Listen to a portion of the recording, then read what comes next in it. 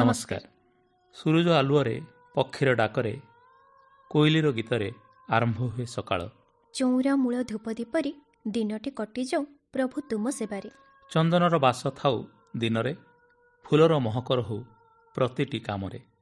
ତୁମରି ଚରଣେ ପ୍ରଭୁ ଏତିକି ବିନତି, ହସ ଖୁସିରେ କଟିଯାଉ ଏ ଜୀବନଟି। ପ୍ରଭୁଙ୍କୁ ସ୍ମରଣ କରି ଆରମ୍ଭ କରୁଛୁ ଆଜିର ବିବିଧା।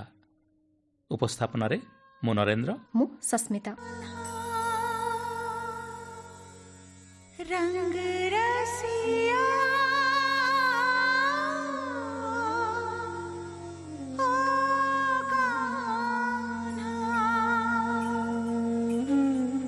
पवन प्रभाती जग को जगाती, भंवरे भी करते हैं गुंजन, पंख पसारे उड़े पखेरु, सिंदूरी सिंदूरी आंगन, मंगल मंगल बेला मंगल, सौरभ सौरभ सारा भुवन, इन चरणों में फूल चढ़ाने आई तेरी राधा मोहन, मन बसिया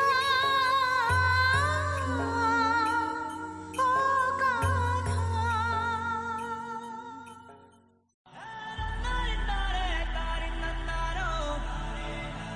ଯଦି ଆମ ସ୍ୱପ୍ନ ଭାଙ୍ଗିଯାଏ ତେବେ କଷ୍ଟ ହୁଏ। ସେହି କଷ୍ଟ ହିଁ ଆମକୁ ସାହସ ଓ ଶକ୍ତି ଦେବ ଆଗକୁ ଲଢ଼ିବା ପାଇଁ। ହେଲେ ବେଳେବେଳେ ଜୀବନର ରଙ୍ଗ ଫିକା ପଡ଼ିଯାଏ। ତାହା କେବଳ ଆମ ମନର ଭାବନା।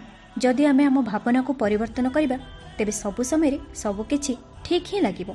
ଆମ ଅତୀତ ତ ଏବେ ଆମ ହାତରେ ନାହିଁ, ନା ଆମ ଭବିଷ୍ୟତ ଏବେ ଆମ ହାତରେ ଅଛି, କିନ୍ତୁ ଆମର ବର୍ତ୍ତମାନ ଏବେ ଆମ ହାତରେ ଅଛି।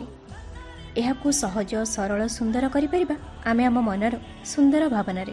ହଁ ସସ୍ମିତା, ଗୋଲାପ ଯେପରି ତାର ରୂପ ଓ ବାସ୍ନାରେ ଆମକୁ ଆକର୍ଷିତ କରେ, ତାହା ସହିତ କଣ୍ଟାର ଆଘାତ ବି ଆମକୁ ଲାଗୁଥାଏ। କଣ୍ଟାର ଆଘାତକୁ ଆମେ ଭୁଲିଯାଉ ଗୋଲାପର ବାସ୍ନା ଆଉ ରୂପରେ। ତେବେ ଜୀବନ ଦେଇଥିବା ଯନ୍ତ୍ରଣାକୁ କାହିଁକି ଭୁଲିବାକୁ ଚେଷ୍ଟା କରିବାନି?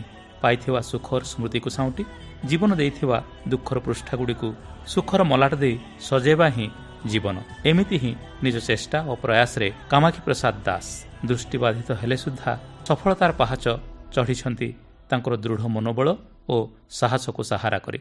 ସେ ଆଜି କୋରାପୁଟ ଗଭର୍ଣ୍ଣମେଣ୍ଟ କଲେଜରେ ଆସିଷ୍ଟାଣ୍ଟ ପ୍ରଫେସର କମ୍ HOD ଭାବରେ ହିଷ୍ଟ୍ରି ଡିପାର୍ଟମେଣ୍ଟରେ ଅଧିଷ୍ଠିତ ଅଛନ୍ତି। ଆଜିର ବିବିଧା ଅଗଣା ସଜେଇ ହେବ ତାଙ୍କରି ଅନ୍ତରଙ୍ଗ ଆଳାପରେ। ତାଙ୍କ ସହ କଥାବାର୍ତ୍ତା କରୁଛନ୍ତି ସସ୍ମିତା ପାଣିଗ୍ରାହୀ। सर्वधर्मान् परित्यज्य मामेकं शरणं व्रज, अहं त्वां सर्वपापेभ्यो मुक्ष्ययिष्यामि मा शुचः, यत्तदग्रे विषमिव परिणामे मृतोपमं, तत्सुखं सात्विकं कर्ता मात्मबुद्धि प्रसादयम्। ସକାଳର ଆରମ୍ଭ ଏହି ସୁନ୍ଦର ଶ୍ଲୋକ ସହିତ। ସମସ୍ତଙ୍କର ଦିନ ମଙ୍ଗଳମୟ ହେବ ଏହି ଆଶାରେ ସାର୍ ଆପଣଙ୍କୁ ସ୍ୱାଗତ କରୁଛି ଆଜିର ବିବିଧ କାର୍ଯ୍ୟକ୍ରମକୁ। ସାର୍ ନମସ୍କାର। ସାର୍ ନମସ୍କାର। ତେବେ ସାର୍ ସମସ୍ତେ ତ ଜାଣିସାରିଛନ୍ତି କି ଆମେ ଆଜି ଆପଣଙ୍କ ସହିତ କିଛି କଥାବାର୍ତ୍ତା ହେବୁ, ତଥାପି ମୁଁ ଚାହିଁବି କି ଆପଣ ଆପଣଙ୍କ ପରିଚୟ ଦେଇଦିଅନ୍ତୁ। ସହକାରୀ ପ୍ରଫେସର କାମାକ୍ଷୀ ପ୍ରସାଦ ଦାସ, ଇତିହାସ ବିଭାଗୀୟ ମୁଖ୍ୟ ସରକାରୀ ମହାବିଦ୍ୟାଳୟ କୋରାପୁଟ ତଥା NAB ଓଡ଼ିଶା ଶାଖାର ଅବୈତନିକ ଶିକ୍ଷା ନିର୍ଦ୍ଦେଶକ ଭାବରେ କାର୍ଯ୍ୟରତ, ବର୍ତ୍ତମାନ କୋରାପୁଟରେ ଅବସ୍ଥିତ। ତେବେ ସାର୍ ଆପଣଙ୍କ ଘର କେଉଁଠି? ସୁଦୂର ରାୟଗଡ଼ାରେ, କିନ୍ତୁ ମୁଁ କୋରାପୁଟରେ ଗତ 30 ବର୍ଷ ହେଲା ଅବସ୍ଥାପିତ ଅଧ୍ୟାପନା କାର୍ଯ୍ୟରେ। ଘରେ କିଏ କିଏ ଅଛନ୍ତି ସାର୍ ଆପଣଙ୍କର? ଘରେ ମୋ ସ୍ତ୍ରୀ ରହେ, ମୋର 2ଟି ସନ୍ତାନ ଯେଉଁମାନେ କି ବାହାରେ ଅଛନ୍ତି ବର୍ତ୍ତମାନ। ଝିଅ ହାଇଦ୍ରାବାଦ ଇନଫୋସିସରେ କାର୍ଯ୍ୟରତା, ପୁଅ ବେଙ୍ଗାଲୋରରେ ସେଟଲ କରିଛି, ସିଏ ବି ସେଠି ସିନିୟର ଡିଜାଇନର ଭାବରେ କାର୍ଯ୍ୟରତ। ସାର୍ ଆପଣ ଜଣେ ଭିନ୍ନ ପୃଥିବୀର ମଣିଷ, ତେବେ ଏ ଭିନ୍ନ କ୍ଷମତା ସତ୍ତ୍ୱେ ଆପଣଙ୍କର ମନୋବଳକୁ ଆପଣ କେମିତି ଦୃଢ଼ କରିଛନ୍ତି ସାର୍? ମନୋବଳ ଦୃଢ଼ ଆଗରେ ମୋର ଗୋଟାଏ ଜିନିଷ ଥିଲା, ଈଶ୍ୱର ବିଶ୍ୱାସ। ଯୋଉ ଈଶ୍ୱରଙ୍କୁ ଗୋଟାଏ ଫୁଲ ମାଗିଲେ ଯିଏ ସାରା ବଗିଚାର ଫୁଲ ଦିଅନ୍ତି, ଚେନାଏ ହସ ମାଗିଲେ ଯିଏ ହସି ହସି ଲୋଟି ପଡନ୍ତି, ପ୍ରଶାନ୍ତିର ଆଲୁଅରେ ଉଦ୍ଭାସିତ ଯାହାର ମୁଖ କାନ୍ତି, ସେ ଜଗନ୍ନାଥଙ୍କ ପାଦ ତଳେ ପ୍ରଣାମ କରି ମୋ ମନୋବଳକୁ ମୁଁ ବୃଦ୍ଧି କରିଥାଏ। ସେ ହିଁ ମୋ ପାଇଁ ସବୁବେଳେ ଅମୃତ ବର୍ଷା କରନ୍ତି। ପ୍ରତିଟି ଭିନ୍ନକ୍ଷମ ମାଙ୍କ ଶିରା ପ୍ରଶିରାରେ ସେ ହୁଏତ ଭରି ଦିଅନ୍ତି ଶତ ସିଂହର ବଳ, ଆଉ ମୁଁ ବି ସେଥିରୁ ବ୍ୟତିକ୍ରମ ନଥିଲି। ଆପଣ ଈଶ୍ୱର ବିଶ୍ୱାସୀ କି ସାର୍? ହଁ, ମୁଁ ଈଶ୍ୱର ବିଶ୍ୱାସୀ। କାରଣ ଈଶ୍ୱରଙ୍କ ବିନା ଏଠି ପୃଥିବୀ ଚଳପ୍ରଚଳ ହେବା ସମ୍ଭବ ନୁହଁ। ତେଣୁ ଈଶ୍ୱରଙ୍କୁ ଛାଡି ଏଠି କିଛି କରାଯାଇ ପାରିବ ନାହିଁ। अक्स तेरा है आँखों में, नूर तेरा है ये मन में, तू चले है मेरी सांसों में, तू ही तू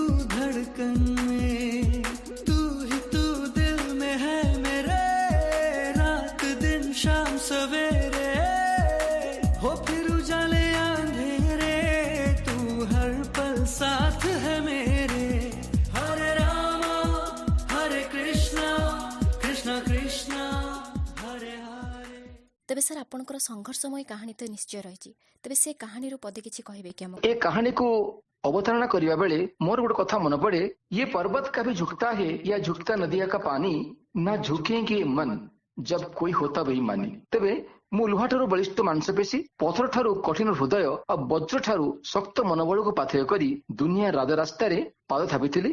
7 वर्ष बयस मोर ब्रेन ट्यूमर रे आखि खराब हो गला, ब्रेन ऑपरेशन होइतिला एवं तापरे पृथ्वी मो पई अंधकार हो गला। किंतु निरम अंधकार गली रे मु रास्ता खोजिथिली एवं से रास्ता को खोजु खोजु स्वाभिमान सह मु निजको प्रतिष्ठा करिथिली, कारण मु जानिथिली जने भिन्नक्षम स्वाभिमान सह जदि आगु जाए तेबे ताकू केही अटकाई पारिबे नाही, कारण साधारण यज्ञ कुंडरे एठी क्रांति मोठारू पथ बुड़ी चली जाइथिला। तेणु मो लेखनीरू सेदिन छंद तोलिथिला, प्रति कुटीरर आलोक ठणारे लुप्त आशार जंत्र रश्मिरे अहरह मो जन्म अक्षय आउ सही मो परिचय। मेरे भी तो सपने थे, पंख लेकिन थे कटे, फिर भी मैं उड़ा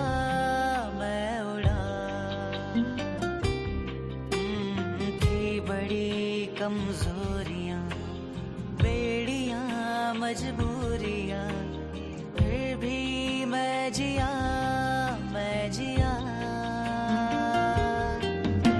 उड़ा,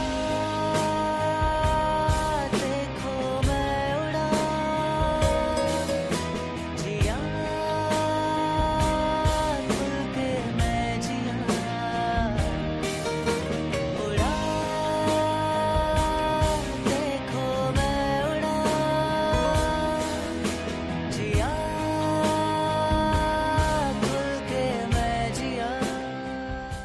बहुत सुंदर सुंदर कविता आपण लिखिଛନ୍ତି। आपणकर कविता गुड़िक बहुत उच्च कटिर, तेबे से कविता मानक भितरु गोटाए कविता हमको टिके सुनेबे कि? मो कवितार शीर्षक झंकार। नीरवरे निसर्तरे निकांचन पृथ्वी रे, नीरवरे निसर्तरे निकांचन पृथ्वी रे, निमग्नरे पुणी निरहंकारे, आसीबी तोपासे सबरी अलक्ष्ୟରେ, आसीबी तोपासे सबरी अलक्ष्ୟରେ, संतर्पणरे पुणी गुप्तरे, समर्पणर गाथा गाइबी तो सामनारे, समर्पणर गाथा गाइबी तो सामनारे, दिव्य मंत्र देवी तो कर्ण गोहररे, दिव्य मंत्र देवी तो कर्ण गोहररे, मंत्र ध्वनिर अपूर्व झंकारे, मंत्र ध्वनिर अपूर्व झंकारे, स्वाभिमान भरा रुद्ध कोठरी करिबी तर्जमा तोर इतिहास संपर्करे, करिबी तर्जमा तोर इतिहास संपर्करे, काले प्रेरणा मिलिबो सेठी आगको बढ़िबारे, काले प्रेरणा मिलिबो सेठी आगको बढ़िबारे। एबे सब स्थिर एठी तो अवर्तमान रे, मायार अंजन एबे सबुरी आखिरे, मायार अंजन एबे सबुरी आखिरे, धैर्य नाही आउ ए अतिक्रांत समय रे, धैर्य नाही आउ ए अतिक्रांत समय रे, बंध बांधिबाकू तो हेबो एबे ए बेला रे, बंध बांधिबाकू तो हेबो एबे ए बेला रे, नीरवरे निस्पंदरे तू एमिति आसुथा एक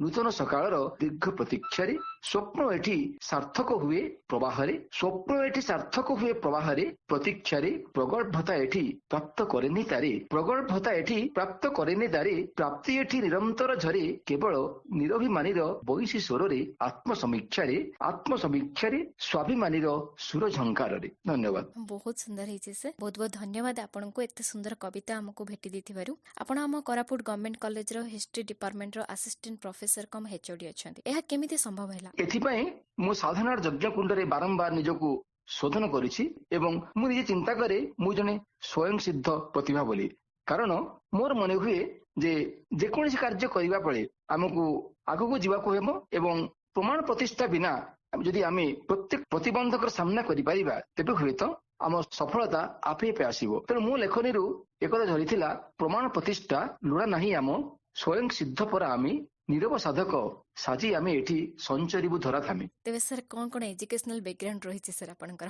ब्रह्मपुर दृष्टिहीन विद्यालय रु मेट्रिकुलेशन पास कली, मोर कैरियर एकदम फर्स्ट क्लास। तापर बीजेपी कॉलेज, तापर बाणी विहार, तापर संस्कृत रे मु किछि अध्ययन कली, भगवत गीता पर कल्चर कली, भगवत गीता 18 अध्याय को पढ़ी सारिबा परे तापर मु विभिन्न जगह प्रवचन देली, गीतार प्रवचन मु दिए, 18टी बही मध्ये लिखिछि, जो बही गुडाक वर्तमान पिला मानकर कार्य रे लागि थाए। आपण जानिथिबे जेतेबेले कोरोना सिचुएशन रे पृथ्वी संघर्ष मत करुथिला, जेतेबेले छात्र छात्री मानकर शिक्षा व्यवस्था अंधकार गली रे बाट भांगुथिला, ସେତେବେଳେ ଅନଲାଇନ ଏଜୁକେସନ ର ବାର୍ତ୍ତାବହ ଭାବରେ ମୁଁ ଗତ ବର୍ଷ ଆରମ୍ଭ କରିଥିଲି ମୋର ଲେଟ୍ସ ନୋ ହିଷ୍ଟ୍ରି ଶିକ୍ଷା କାର୍ଯ୍ୟକ୍ରମ, ଯାହାକି ସୁରଭି ରେଡିଓ 90.4 FM ମାଧ୍ୟମରେ ଆମେ ଗଳି ଗଳିରେ ପହଞ୍ଚେଇଥିଲୁ ଏବଂ ୟୁଟ୍ୟୁବ ମାଧ୍ୟମରେ ମଧ୍ୟ ଏଇଟା ପହଞ୍ଚୁଛି।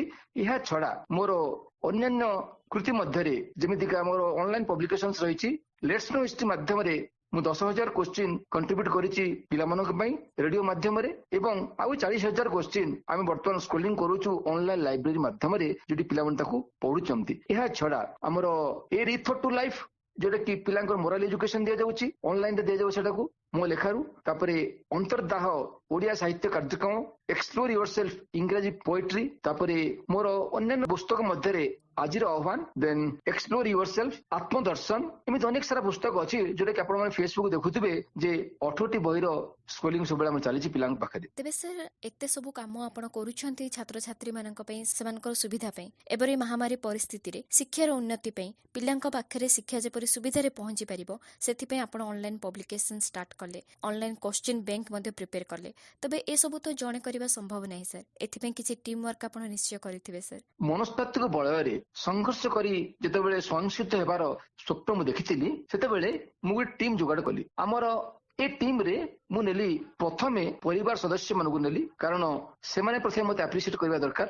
ପରିବାର ସଦସ୍ୟ ଭିତରେ ମୋର ପ୍ୟାରେଣ୍ଟସ ହଉଛି ମୋର ପ୍ରଥମ ପ୍ରେରଣା, ତାପରେ ମୋର ଭାଇମାନେ ମୋ ଦ୍ୱିତୀୟ ପ୍ରେରଣା, ତାପରେ ମୋ ଜୀବନ ପର୍ଯ୍ୟାୟକୁ ଆସନ୍ତି ମୋ ଧର୍ମପତ୍ନୀ, ଯିଏକି ଆସିକିରି ସେ ମଧ୍ୟ ମତେ କିଛି ପ୍ରେରଣା ଦେଇଛନ୍ତି, ଏବଂ ତାପରେ ମୋ ପିଲାମାନେ ମଧ୍ୟ ମୋ ଟିମ୍ ରେ ସାମିଲ ହେଲେ, କାରଣ ସେମାନେ ମୋ ଡିଜାଇନ କରିଛନ୍ତି ଏଇ ଯୋଉ ମୋର ଅନଲାଇନ ଏଜୁକେସନ ପାଇଁ ଏଇ ଯୋଉ ସାଇଟ୍ ସବୁ ଡିଜାଇନ କରିଛନ୍ତି। ମୋର ପୁଅ ଓ ଝିଅ ଦେ ଆର ୱାର୍କିଂ ଇନ କମ୍ପ୍ୟୁଟର ସେକ୍ଟର, ସେମାନେ ମଧ୍ୟ ମତେ ଏଥିରେ ସହଯୋଗର ହାତ ବଢେଇଛନ୍ତି। ତାପରେ ଆସିଲେ ମୋ ଛାତ୍ରଛାତ୍ରୀ ମାନେ। ପିଲାମାନଙ୍କ କାର୍ଯ୍ୟକ୍ରମ ସରିଗଲା ପରେ ମୋ ଛାତ୍ରଛାତ୍ରୀ ମାନଙ୍କ ପାଇଁ ମୁଁ ଚିନ୍ତା କଲି ଓଡିଶାରେ ଓଡିଆ ମାଧ୍ୟମରେ କେମିତି ସିବିସିଏସ୍ଇ ପାଠ୍ୟ ଖସଡ଼ାକୁ ତିଆରି କରାଯାଇ ପାରିବ, କାରଣ ଆମର ଆଦିବାସୀ ଅଧ୍ୟୁଷିତ ଅଞ୍ଚଳରେ ପିଲାମାନେ ଇଂରାଜୀ ଭାଷା ବୁଝିପାରନ୍ତିନି। ତେଣୁ ଇଂରାଜୀ ବହିକୁ ଓଡିଆ ମାଧ୍ୟମରେ କେମିତି ପିଲାଙ୍କ ଉପସ୍ଥାପନ କରାଯାଇ ପାରିବ, ତାକୁ କ୍ୱେଶ୍ଚିନାରୀ ମେଥଡରେ, ସର୍ଟ କ୍ୱେଶ୍ଚିନ୍ ମେଥଡରେ ତାକୁ ନେଇକରି ଉପସ୍ଥାପନ କରିବା ପାଇଁ ମୁଁ ଚିନ୍ତା କରିଥିଲି। ଏହା କେବେଠୁ ଷ୍ଟାର୍ଟ କଲେ ସାର୍? ଏଇଟା କରିବା ପାଇଁ ମୁଁ 2016 ମସିହାରୁ এই କାର୍ଯ୍ୟକ୍ରମ ଆରମ୍ଭ କରିଥିଲି। ଏଥିରେ ମୋର ଅନେକ ଛାତ୍ରଛାତ୍ରୀ ରହିଛନ୍ତି। ମୋ ଟିମ୍ ରେ 5 ଜଣ ବର୍ତ୍ତମାନ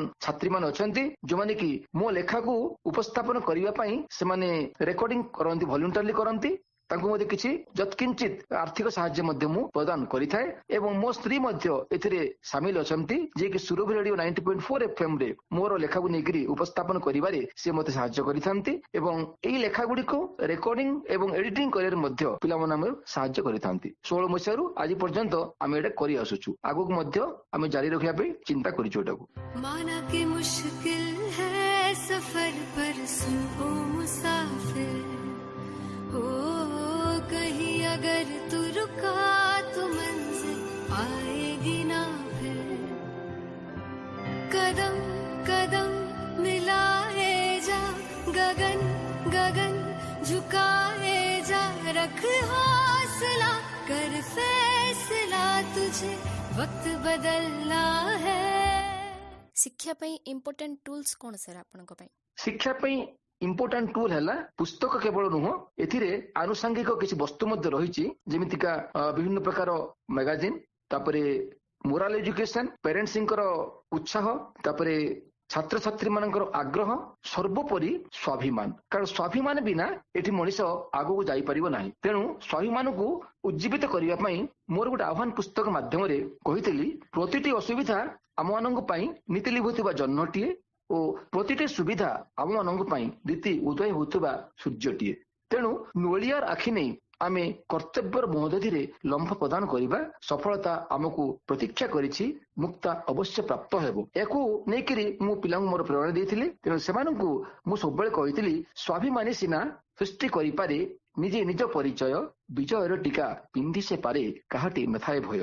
ସ୍ୱାଭିମାନ ତାରେ ସ୍ୱାବଲମ୍ବୀ କରେ ଆଣିଥାଏ ରାଜପଦ, ରଣଦୁନ୍ଦୁବି ବଜାଏ ଯେବେ ସେ ଶତ୍ରୁର ହଜେ ନିଦ। ତିନି ଲୋକ ଜିଣି ଇନ୍ଦ୍ର ପଦବୀ ନେଇ ଯେ ପାରିବା ଆମେ, ଉଦ୍ୟମ ବଳେ କିବା ଅସମ୍ଭବ ଏଠି ଏଇ ଧରାଧାମେ। ଉଦ୍ୟମ ବଳେ କିବା ଅସମ୍ଭବ ଏଠି ଏଇ ଧରାଧାମେ। ତେଣୁ ଯୋଉମାନଙ୍କ ପାଖରେ ଉଦ୍ୟମ ଅଛି, ଯୋଉମାନଙ୍କ ପାଖରେ ପ୍ରଚେଷ୍ଟା ଅଛି, ସେମାନେ କେବେ ବି ସଫଳତାଠୁ ଦୂରେଇ ଯାଇପାରିବେ ନାହିଁ। ସଫଳତା ତାଙ୍କୁ ଛୁଇଁବ ହିଁ ଛୁଇଁବ। ଠିକ କଥା କହିଲେ ସାର୍। ତେବେ ସାର୍ ଜଣେ ପ୍ରଫେସର ହିସାବରେ ସାର୍ ଆପଣଙ୍କୁ ଏବେ କୋଉଟା ସହଜ ଲାଗୁଛି ସାର୍, ଅନଲାଇନ ଏଜୁକେସନ ନା ଯେତେବେଳେ ଆପଣ କ୍ଲାସରୁମରେ ପିଲାମାନଙ୍କୁ ଶିକ୍ଷା ଦଉଥିଲେ? ଏଥିରେ ଦୁଇଟା ଜିନିଷ ଆମର ଅଛି, classroom teaching, one to many teaching ହବ। ତେଣୁ ବର୍ତ୍ତମାନ ଯୋଉ ସାମ୍ପ୍ରତିକ ପରିସ୍ଥିତି, ଯୋଉ ସାମାଜିକ ବ୍ୟବସ୍ଥା, ଏଇ ସାମାଜିକ ବ୍ୟବସ୍ଥା ଓ ସାମ୍ପ୍ରତିକ ପରିସ୍ଥିତିରେ ବର୍ତ୍ତମାନ ଅନଲାଇନ ଟିଚିଂକୁ ହିଁ ଆମେ ଅତି ଉତ୍ତମ ବୋଲି ମନେ କରିବା।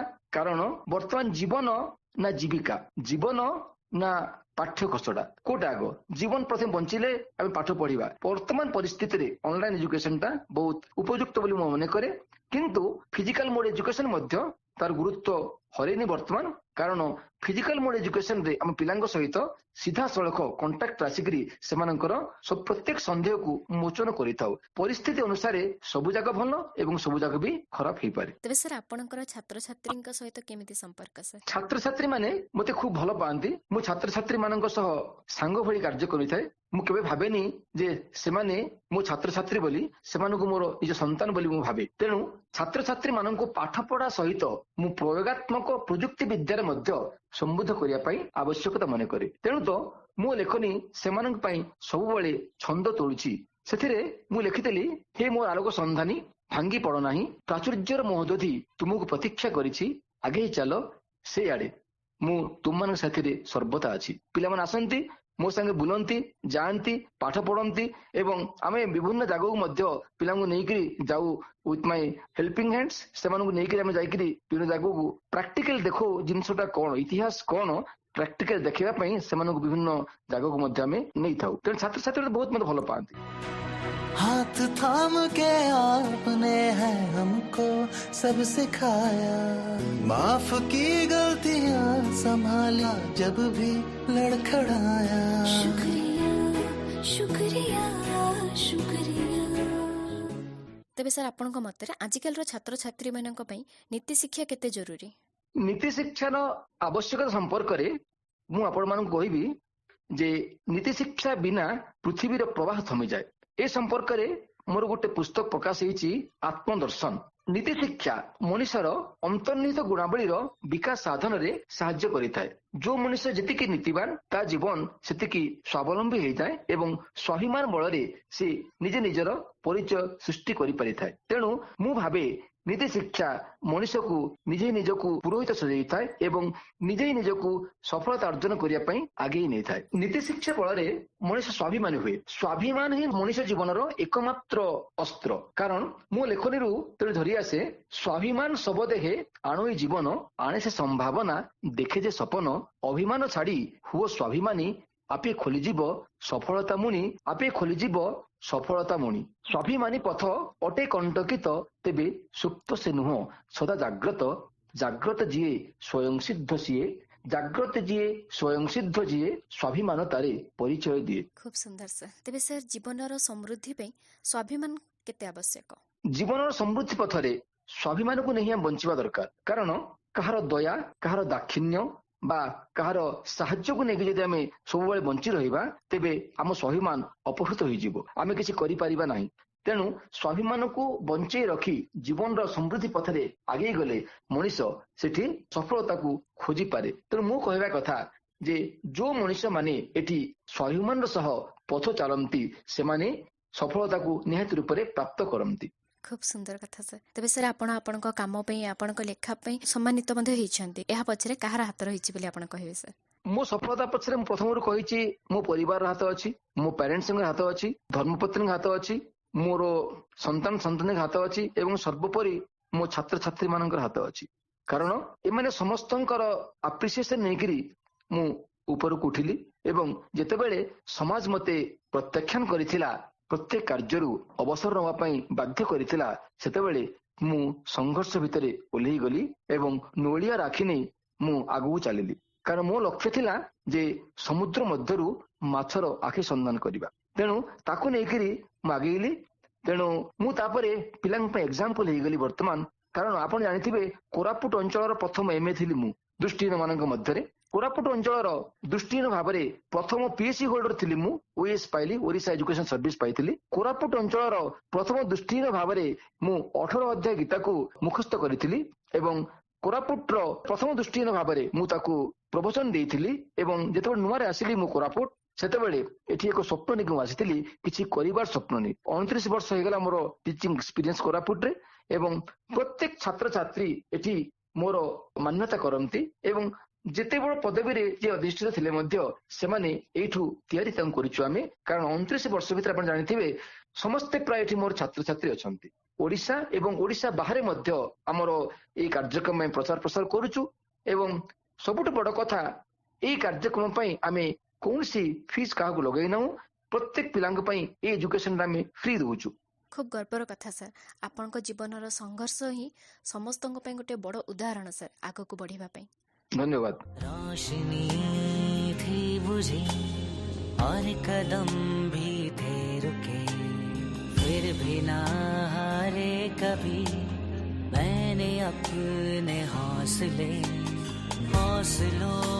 को बांध के मंजिलों को खोजने चला कांटों पे चला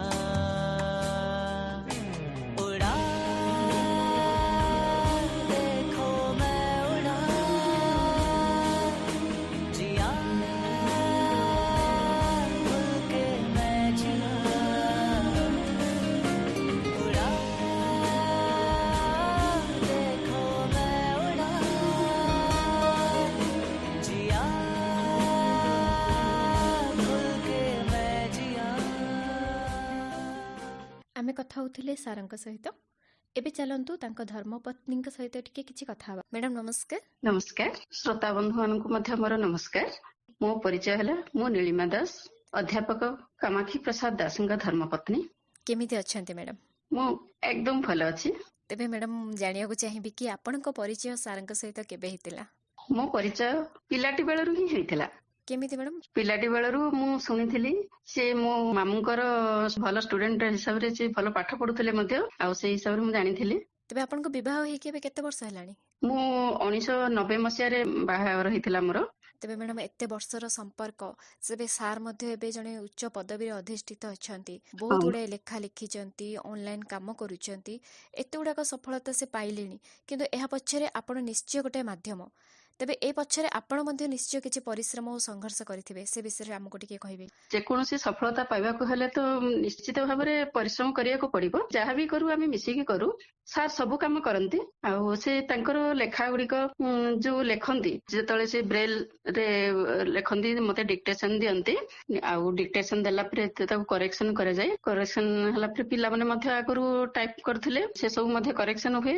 ଏମିତି ମୁଁ ସହଯୋଗ କରେ। ସହଯୋଗ ସାହାଯ୍ୟ ଭିତରେ ତ ବହୁତ ତଫାତ ଅଛି। ମୁଁ ସହଯୋଗରେ ସମ୍ମାନ ଥାଏ ସେଥିପାଇଁ ସହଯୋଗ ହିଁ କରେ କାହିଁକି ନା ମୁଁ ସାହାଯ୍ୟ ବୋଲି କେବେ ଭାବେନି। ତେବେ ମ୍ୟାଡାମ କେବେ ଏମିତି କିଛି ପରିସ୍ଥିତି ଆସିଛି ଯେତେବେଳକୁ ଆପଣଙ୍କୁ ହାର ମାନିବାକୁ ପଡିଥିଲା? ନା ନା ଯେକୌଣସି ସମୟରେ ମଧ୍ୟ ଆମେ ସାଥୀ ହୋଇ ଆଗେଇ ଚାଲୁ କାହିଁକି ନା ଆମେ ସାଙ୍ଗ ହେଇକି ମଧ୍ୟ ଆମେ ଇଣ୍ଡିଆର ବିଭିନ୍ନ ଜାଗାକୁ ବୁଲିକି ମଧ୍ୟ ଆସିଛୁ। ଏଇ ମାଉଣ୍ଟ ଆବୁ ହଉ ନେପାଳ ହଉ ଇଣ୍ଡିଆ ବାହାରକୁ ମଧ୍ୟ ଯାଇଛୁ। ସେଥିପାଇଁ ମୋର କିଛି ସାମ୍ନା ମତେ କିଛି କରିବାକୁ ପଡିନି। ତ ଯାହା ବି ମୁଁ କରିଛି ନିଜ ଖୁସିରେ ହିଁ କରିଛି। ତେବେ ମ୍ୟାଡାମ ଆମେ ଜାଣିବାକୁ ଚାହିଁବୁ ଆପଣଙ୍କର କିଛି ମେମୋରେବଲ ମୁମେଣ୍ଟ ସାରଙ୍କ ସହିତ ଯାହାକି ଆପଣ ଭୁଲି ପାରିବେନି ଆପଣଙ୍କ ପାଇଁ ସ୍ମରଣୀୟ। ସାରଙ୍କ ସହିତ ମେମୋରେବଲ ସମୟ ତ ପ୍ରତ୍ୟେକ ମୁହୂର୍ତ୍ତ ରହିଥାଏ କାହିଁକି ନା ମୁଁ ପ୍ରତ୍ୟେକ ମୁହୂର୍ତ୍ତରେ ମୁଁ ତାଙ୍କ ସହିତ ତ ମାନେ ଆଟାଚମେଣ୍ଟ ହେଇକି ରହିଥାଏ ନା। ହଁ ତେଣୁ କୋଉ ସମୟଟା ମୁଁ ସେମିତି ଭାବି ପାରେନି। ମୁଁ ତ ପ୍ରତ୍ୟେକ ସମୟ ତାଙ୍କ ପାଖେ ଥାଏ। ବିବାହଟା ହିଁ ସ୍ମରଣୀୟ ମୁହୂର୍ତ୍ତ ମୋର। ଖୁବ ଭଲ କଥା କହିଲେ ମ୍ୟାଡାମ। प्यार का नगमा है मौजों की रवानी है एक प्यार का नगमा है मौजों की रवानी है जिंदगी और कुछ भी नहीं तेरी मेरी कहानी है एक प्यार का नगमा है मौजों की रवानी है जिंदगी और कुछ भी नहीं तेरी मेरी कहानी ତେବେ ଆଶା କରୁଛି ଆପଣ ମାନେ 2 ଜଣ ମିଶିକି ଆହୁରି ଆଗକୁ କାମ କରନ୍ତୁ। ଆପଣ ଛାତ୍ରଛାତ୍ରୀମାନଙ୍କ ପାଇଁ ଯେତେ ସୁବିଧା ଯୋଗାଉଛନ୍ତି ସେମାନଙ୍କୁ ଏଇ ଜଟିଳ ପରିସ୍ଥିତିରେ ଏ କାମ ଆଗକୁ ଆହୁରି ଏମିତି ଜାରି ରହୁ। ଆଶା କରୁଛୁ କି ସାର୍ଙ୍କର ଆହୁରି ଅନେକ ଲେଖା ଆସିବ, ସେଥିରେ ଆପଣଙ୍କର ସ୍ୱର ନିଶ୍ଚୟ ରହିଥିବ।